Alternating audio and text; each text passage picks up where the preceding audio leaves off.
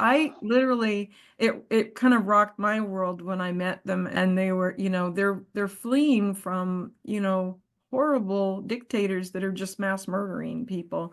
And a lot of them have education, some of them have degrees, some were one of my leaders, his father was a politician that was assassinated, and he grew up in, a pretty nice life, it looked like to me when I was looking at some of his pictures from his youth. And I think it's sharing. I think it's the conversation, and that's why I invite them to come to meetings where people can meet them and get to know them and be inspired by their inner resolve and their commitment to integrity and commitment to like changing the world. Welcome to Landmark Difference Makers, where we interview people making a remarkable difference around the world.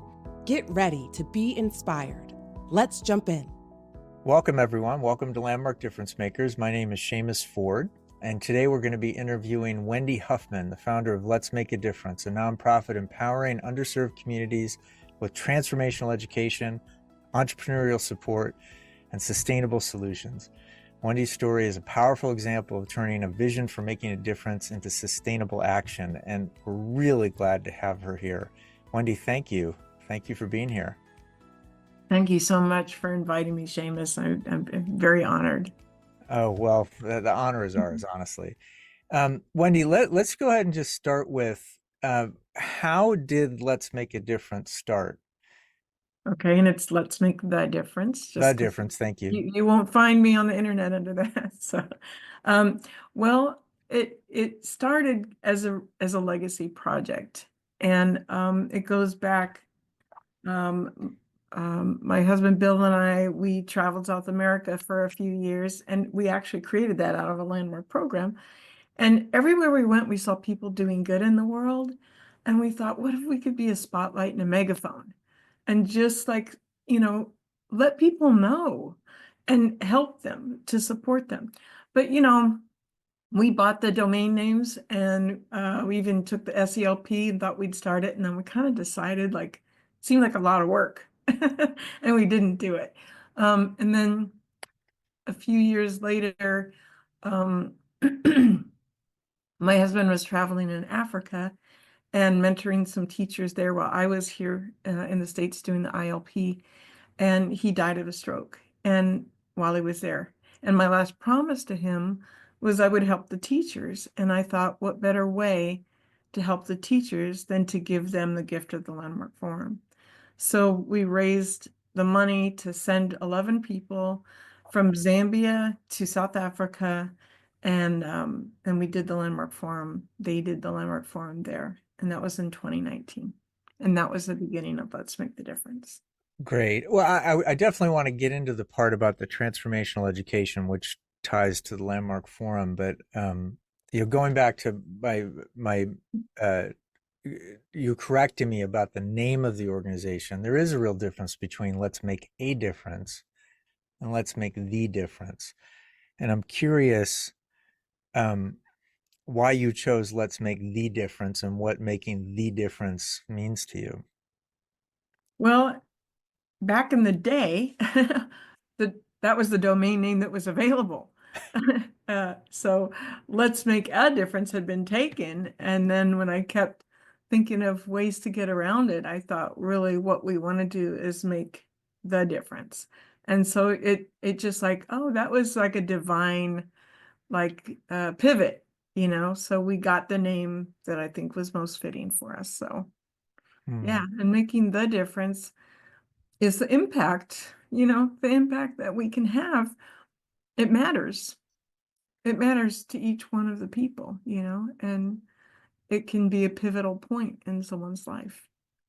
Well, you talked about you used an acronym for a landmark program, SELP, which is the Sorry. self-expression. No problem. The self-expression leadership program for people that aren't familiar with Landmark, and its real thrust is you take 3.5 months to design a project that expresses the difference that you want to make in the world, and in the process of doing that, you really shift the way that your community relates to you.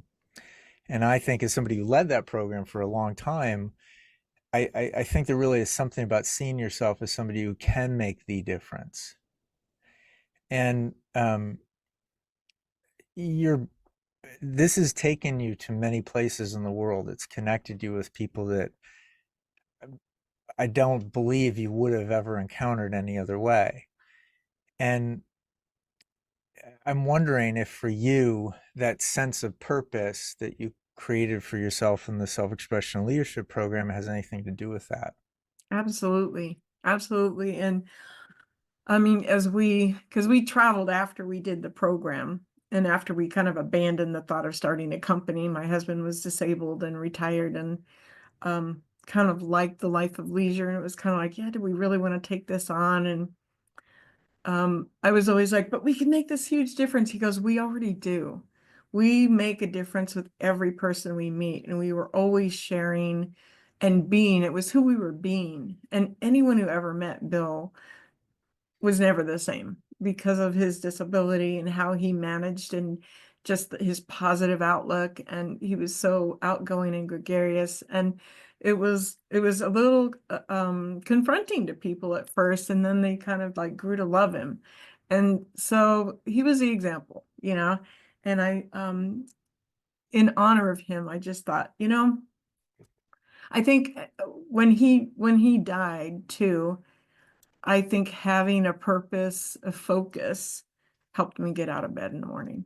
If I'm honest, it was like I just was running away from the grief for at least a year, right? Raising the money to send these people to Africa for Bill and for all this. But if I'm honest with myself, I just was trying to escape, the pain a little bit. And it gave me a reason to get up every day. And it's now it's just really become who I am, and it's not just about me, but it's giving other people the opportunity to really see the difference that they can make with very little. That's the beauty of Africa.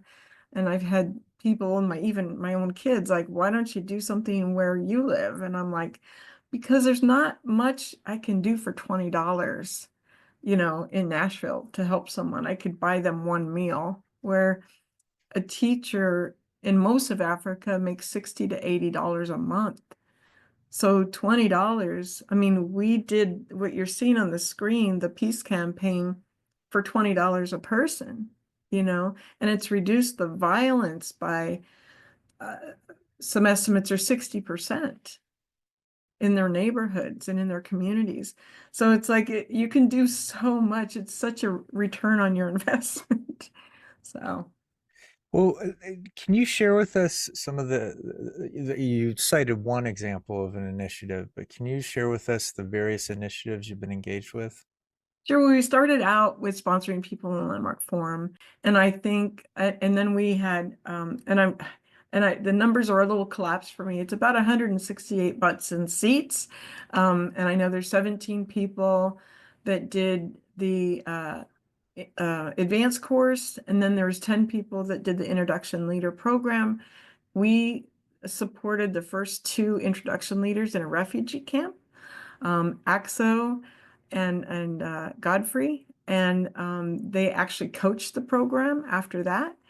And it that was the landmark thing. But then when I got at their 5-year anniversary last April, when we did an assessment, everything, we were spending like $350 for a person to do the landmark forum, which is such a deal, right? But we had to do the logistics because they don't have internet. We had to gather them at the community centers, and they have, I think there's some pictures in here of them doing it on computers, and we had to pay for internet. And so it was a lot of logistics. And I got the world like at the 5-year anniversary that they were starving, and like all the people that I put through the program were not benefiting financially at all.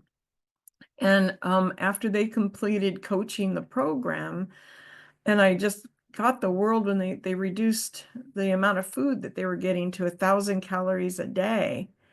And then one time we were having a meeting, and this was like 3 or 4 years in, and they're like, can we postpone the meeting for an hour because we need to go get water? we need to go wait in line for our water. And I was just like, I have no clue. Like, I'm just not related to what their suffering is. And I had this arrogance that was like, Landmark can change the world for, if they just had Landmark, it would change their circumstances. And it has changed their experience of themselves. And when you hear their testimonies, it's so amazing. And so many of them, like, are community leaders, and they have made such an impact. But I thought, and like the support, like fundraising has always been an issue. And so it was a struggle all the time to raise the funds. So I just asked, what do you want?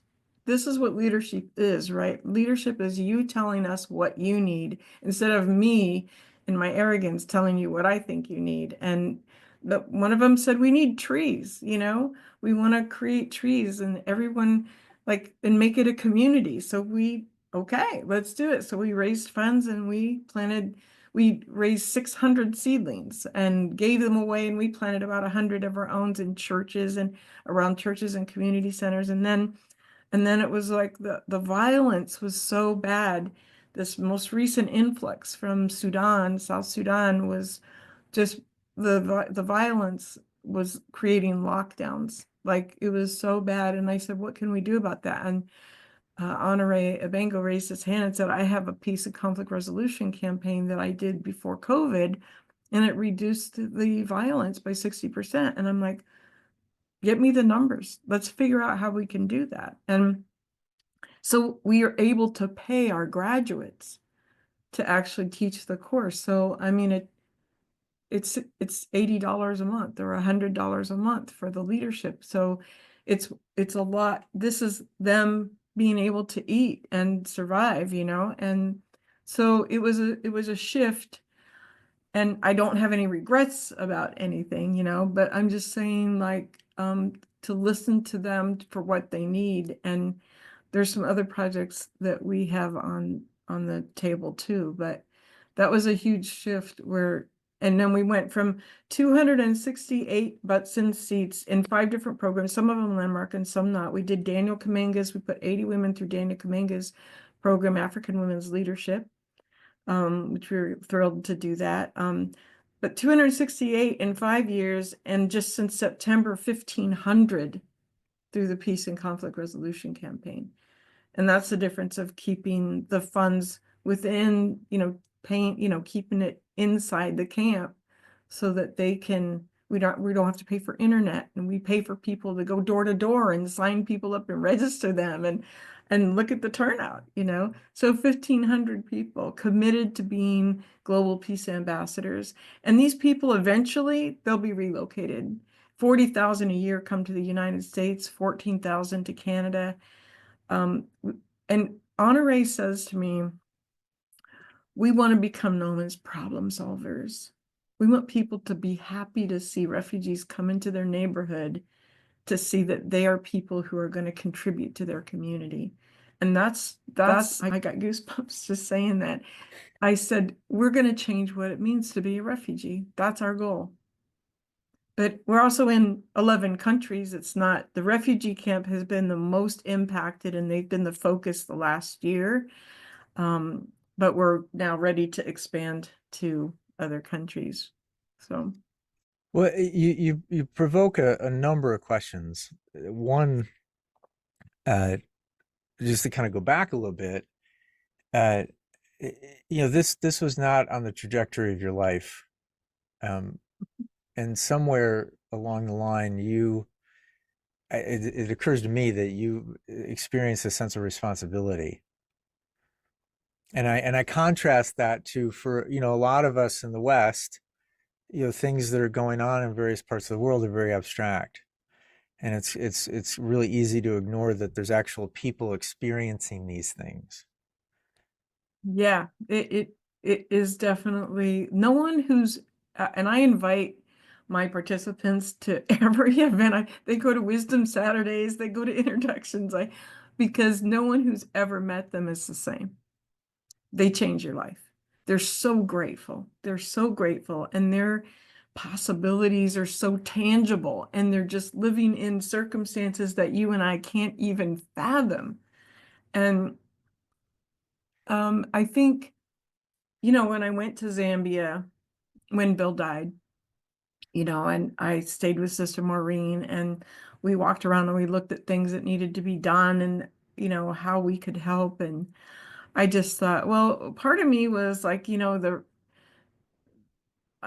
corruption in Africa is real, and I didn't want to just raise money and send it over to Africa without knowing that the people that I was sending it to had integrity. And so that's why I thought, okay, we'll do the landmark forum and we'll get then we can build from there. So, but I have to say, like, especially working with the refugees, and I think pretty much anyone that is involved with Let's Make the Difference at a leadership position, that their integrity is all that they feel that they have. And they wouldn't compromise that for anything. And I would trust any of them with my life. Like, I really know that they took that and they saw that this is how life works. This is how they could create a possibility for a better life. Mm. And it has. And even though it's not, their ultimate dream, it's not here, you can't really compare it to what our dreams would be, but just what I love about Landmark, it's about changing your experience of your circumstances. It Mm. doesn't necessarily promise, that tomorrow you're going to wake up and everything's going to be different, but the leadership in the refugee camps and the difference that they make for their neighbors, and in Nigeria and in Zambia and in Uganda, Kenya. it's like, yeah, it's it is seeable. You can see it. Well, for somebody who's listening to this, they might, and fairly, they might think, well, people have such immediate physical needs. People have such immediate needs for safety. People have such immediate needs for food. Why would you focus on the Landmark Forum first? And you are addressing a lot of the other needs, but why do you think the forum and participating in the forum is a first place to go?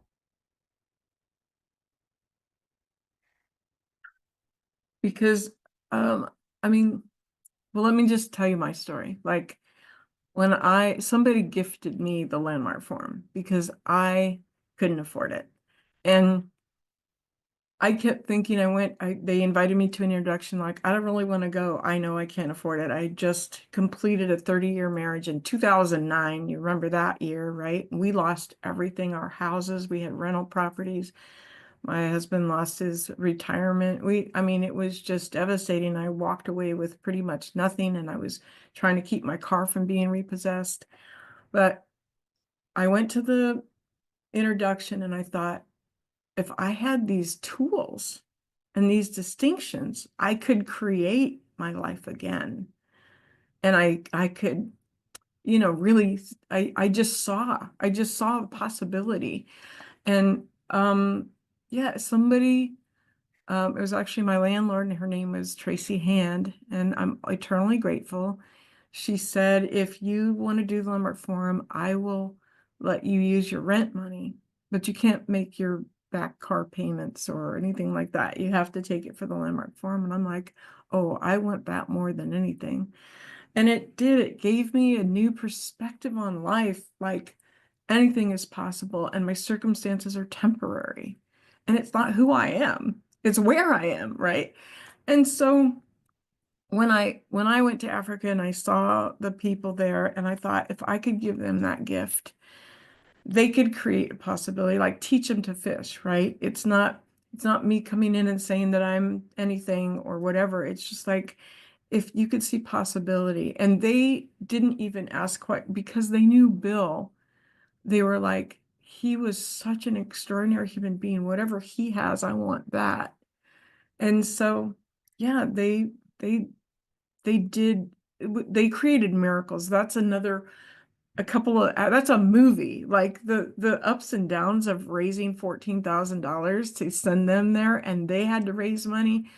And that's a whole miracle in itself. But in the refugee camps, the leaders that are there, and even like Nigeria, like our leader there, he was homeless when we gifted him the landmark form, and now he just completed his degree in computer science, and he just became the director of our fiscal sponsorship division, our partnership and project, division.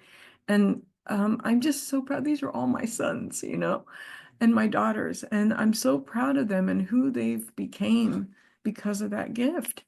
Well, And you use the term sons and daughters, and you know, if somebody was cynical, they might think, well, that's kind of patronizing, but it doesn't. It seems very authentic for you, well, and that brings with it like a real commitment to another person, regardless. I have to say that one of the refugees asked if he could call me mom, and I said, no, I don't think that's appropriate. And he said, Miss Wendy, we're all orphans. We don't have a mom, and you're the closest thing to someone that cares about us. And how could I say no? And I requested, don't do that in public. We don't do it in public meetings, but in private text, I gave them permission to call me mom in private text. But and not always, they don't always do that, but it's just sometimes, and sometimes they just need that extra, you know, I do care. And so most of them I've never met in person, it's all on Zoom. But they have proven to me over and over, they've been with me when I've dropped the ball and I haven't been able to, keep my promises of what I said was going to happen. And they don't give up, they don't give up on me. And so yeah, I I feel very connected to them, and I'm very determined that um, to help them, to lift them up and elevate them so that they can make the difference that they were born to make where they're at. And that's not easy, The only reason we weren't born there was luck. We didn't have a choice of that. It's like they didn't have a choice of that. And their stories are just heart-wrenching. And you just think, okay, like what's my part to play in their life? And so, I think I said to one time, I was talking about Bill and I's relationship, and I was just saying, I know that Bill would have died for me. And someone said maybe he did, because the purpose and what's come out of his death has been so much more than him and I ever imagined or would have taken on. We were kind of enjoying our American life, and it's been a challenge. It's been a struggle, but gosh, it's been worth every minute. And I'm excited because it's starting to be fulfilled. Like things are starting to, I have, like the peace campaign, I pulled the trigger. I promised the board we wouldn't launch the peace campaign until we had 6 months. We signed a 6 months contract, but I'm like, we're not launching until we have 6 months of funding. Well, Reinhold and Frankie Brooks made a generous donation. It covered a couple months of it, and I said, go, let's go. The violence was so bad, they were on lockdowns. I'm like, let's do it. And then I thought, the money will come, and it's been like scrappy, and I'm just like, okay. So the funding ends March 31st. And I promised this time, like, okay, I'm not gonna do that again. We started applying for grants, which is what we probably should have done years ago, but I found a really good grant writer on Fiverr that's reasonable. And so we're applying for grants, and I'm just going more instead of trying to, go one-to-one for supporters. I'm doing podcasts, and I'm like, our problem is obscurity. If people knew, and there's volunteer positions that are available. It's okay if you don't have money, maybe you have time. We have a lot of positions that are coming available as we expand, and people that are really super organized are really welcome. And customer engagement. We want to reach out to all these participants and let them know they're part of a family. Honore has nicknamed Let's Make the Difference the world's largest transformative family. Mm. And, you know, I was kind of resistant to that at first because I'm thinking landmark's kind of that, but but it stuck. So I want to ask a question that was there for me. Maybe it's there for other people. I trust it is. A lot of people participate in making a difference in other parts of the world. You know, Kenya, Uganda, Sudan, rural parts of Africa, and it's kind of a one and done. Contributing to something after a disaster, after a conflict. There's something.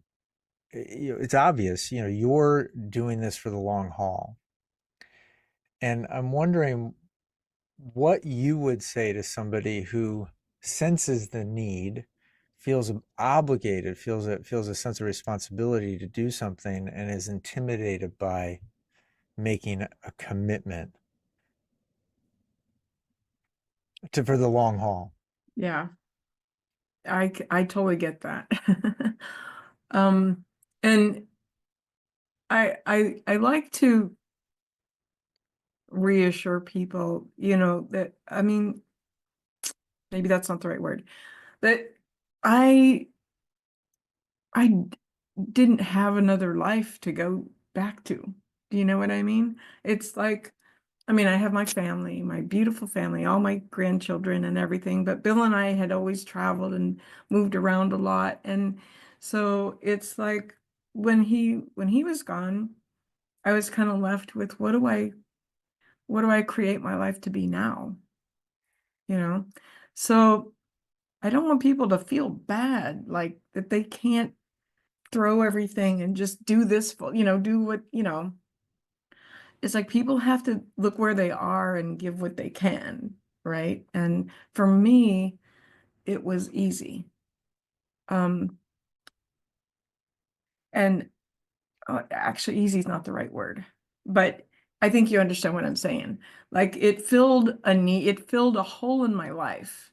So, and then it just grew, right? And it became like a sense of purpose and it became the meaning that I decided to give my life. But for other people, I mean, I would just recommend finding your purpose. I think having a clear sense of purpose just makes you feel so fulfilled. And I actually did an event a few years ago called Pitch Your Purpose because I feel like in the United States, we're the wealthiest country on earth, and most everybody is depressed. I mean, like 70% are on antidepressants. Oh my gosh, And I'm thinking, if we start looking outside of ourselves instead of inside of ourselves for something, what's wrong? So looking out there, like, what can I do, or where can I make a difference or make the difference, right? That it would fulfill that hole that they're trying to fill and lift up um, their life and their feeling.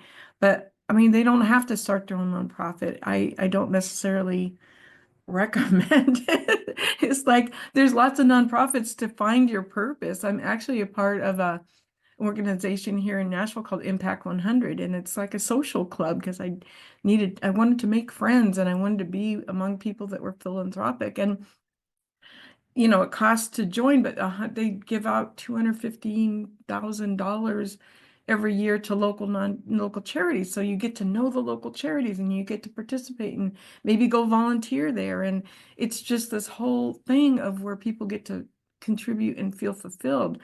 So there's lots of opportunities out there that don't require you to sign in blood or to throw your whole life into it or throw the hat over the fence where you can never go back. But it's a good way to get your toe wet, find some nonprofits that align with your passion and your goal and you know and just see what the difference is that it can make for you, because it You doesn't you didn't you make the didn't difference for them. you didn't say this explicitly, but the thing I hear very loud and clear is get in touch with your purpose and trust where it leads you. Yes. And just be looking, just look for that opportunity. And Right. it doesn't have to be you doing everything. It Yeah. could be my whole next phase is collaboration, Well, collaborating with existing nonprofits, and everything that we've done has been in collaboration with a nonprofit on the ground. yeah, earlier, I want to just talk about how this has shaped you. Earlier you talked about kind of being shocked by your arrogance in, you know, that's being very honest. But how have you grown through this? Well, on one hand, I'm unrecognizable. I mean, that's the premise of the introduction leader program, right? Is at the end you'll be unrecognizable. And I saw someone in Los Angeles, that knew me from when I first did the forum, and they were like, "Who are you? Like, who is this woman?" So, I mean, just the being someone who's committed and gives your word to something and is unstoppable. Like, there's, yeah, it's changed me. How has Yeah. it humbled you? Huh? How has it humbled you? Oh, gee. Well, I think the gratitude, I think if we just get in touch with gratitude, um, because the people that I serve are so grateful for every little thing, and it's like it makes a difference, the difference for them. It can make a huge difference for them. And just knowing that people care. And, you know, it I don't even know what to say. I think you said it. I think you Okay. said it. Yeah, it has humbled me in so many ways. Like I'm so grateful for everything that I have. I don't take things for granted, or at least I try not to, and I recognize it when I do, you know. Um, you look at the future, you're in this for the long haul. That's obvious, self-evident. What is next? What are the goals for the organization? What are the needs that you have? What are your next objectives? Okay, well, first of all, I'll say if anyone wants to talk to me, then go to meetwendyhuffman.com and set up a call. And I can see, we can talk about what their goals are and see if they have something that they want to be a part of. But let me give you a few things. One is the women's division. We want to continue the peace campaign, and we want to expand. We have 2 or 3 other refugee camps that are asking for it. The camp director of the Caleb Bay camp asked if we would be willing to teach this course to all the incoming refugees, because most of the violence happens on the integrations, the new refugees coming in and trying to get settled in a community. And this is the 3 things that they do. The first day is about resolving inner conflict. The second day is resolving interpersonal conflict. And then they introduce the community leaders that can help mediate conflict. And then the third day is about being a peace ambassador in the world. And our funding ends March 31st. And my board has kind of taken away the ability to launch it again. My CFO says we need to have the 6 months in the bank before we launch it. It's just too stressful to scramble. And, you know, so that's the one thing that we want to do, is we want to fulfill that and expand. And we're looking for corporate sponsorships. I have a t-shirt. I almost wore it today, but it's a VW Bug from the Volkswagen dealer. And my local dealer gave it to me when I was telling them about what we're doing. I thought, they brought back the bus. They brought back the VW bus, right? And I'm like, this is a peace van. They should sponsor the peace and conflict resolution campaign. But so we're looking for corporate sponsors. We're looking for angel investors. We're looking for grants. And, I know that the individual donors have gotten us this far, but we really want to think bigger. We want to go global, really global with the peace campaign. We also have the women's division, which we have a bracelet. Oh my gosh, I don't have it here with me, that teaches the lunar cycle, that teaches birth control with a bracelet that they can move the charm around and know when they're going to get pregnant. So if they're trying to get pregnant or trying not to get pregnant, they have power over their bodies. And we're preparing that. I said, we're applying for grants, get things ready. It's going to take us 3 months to get prepared, have our leaders in place that are going to get the training to teach the programs. We need the nonprofits that are going to be the community centers that we do it. And so they're preparing for that now, and I'm really excited about that. The other thing is Honoré Abengo, which I keep saying this. I want to nominate him for a Nobel Peace Prize for what he's done in the refugee camps. And he's a refugee, but he is just constantly thinking of ways to benefit his community. And I said to him when I heard about the hunger and they just reduced the food allotments again, and they're down, I mean, they were 1,000 calories a day before, and now they're saying, like, if you make money at all, if you have a job, you don't need this food, and we're going to reduce your allotment. And it's like unbelievable. It's just like, what can we do? And he sent me pictures of a school, a bakery school that he has, and he bakes the little pastries and breads. And he has 125 students and 12 employees, and they make 200 loaves of bread a day. And he said, with $10,000, we could make 2,000 loaves of bread a day. I'm like, so for $1 million, we could feed 200,000 people with a loaf of bread a day.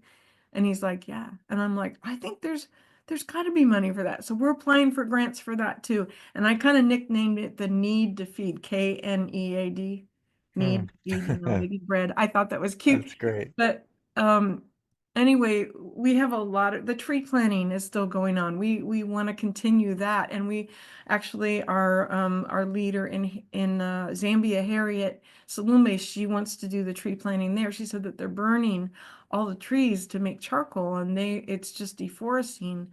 And so she wants to bring the tree planting there. I'm like, there's got to be money out there for that.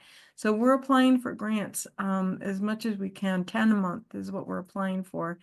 And if there's people that want to be a part of it, like we need hands-on workers. We need people to help make phone calls and to help organize and put structures in place. And again, we want to engage all the participants that we've had in the past to come back and see what we're doing and be a part of it, because many hands make light work. So and then whatever ideas the leaders come up with, I want to be a yes. If you need that for your community, I want to be a yes. And like I said, not everybody, cares about the trees, but maybe they care about hunger, or maybe they care about medicine, or maybe they care about, population control or women's empowerment. I mean, we've got programs for all of those things. So it's like you can pick your journey, what you want to do. Or there's other nonprofits that we're connected to, and there's education. We also have a vision for the LMTD youth, and teaching all these things in the schools, the permaculture, and teaching them about vegetation and how to grow vegetables and plants and things, and then also about health and wellness and understanding their bodies, and then also peace and conflict resolution and leadership. There's Daniel, no, it's not Daniel, it's Dr. Chin is actually working on a program for leadership for the youth. And I'm like, bring this to me. Let's look at it. Let's create it. It fits in perfectly with the things that we already have that, that can be a missing component for the youth. So anyway, there's no shortage of ideas. I'm a visionary. Well, So we'll definitely put the ways that you give me for how to contribute, how to participate. We'll definitely put that in the links when we post the podcast. okay. Well, I want to conclude this part of our interview with a question that we've taken to asking everybody that we interview. And, 100 years from now, none of us will be here. And there's an impact that you're having today. What do you want people to say about you when you're gone?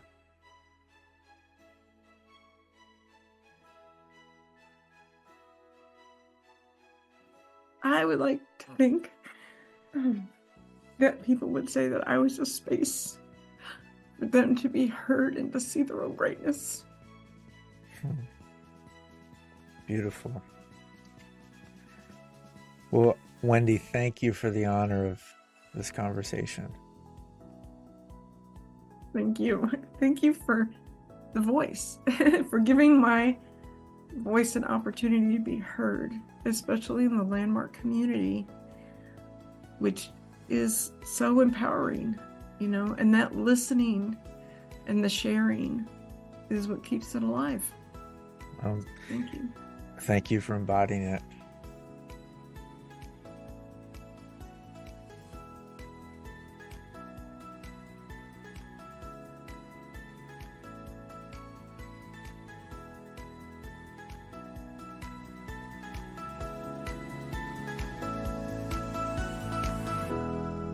Thank you for listening to this episode of Landmark Difference Makers.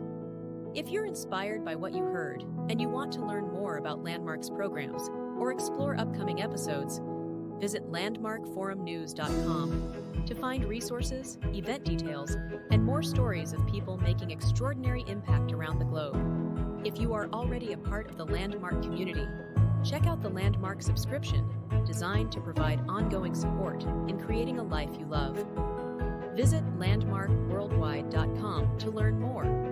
Until next time, keep creating, keep contributing, and keep making a difference.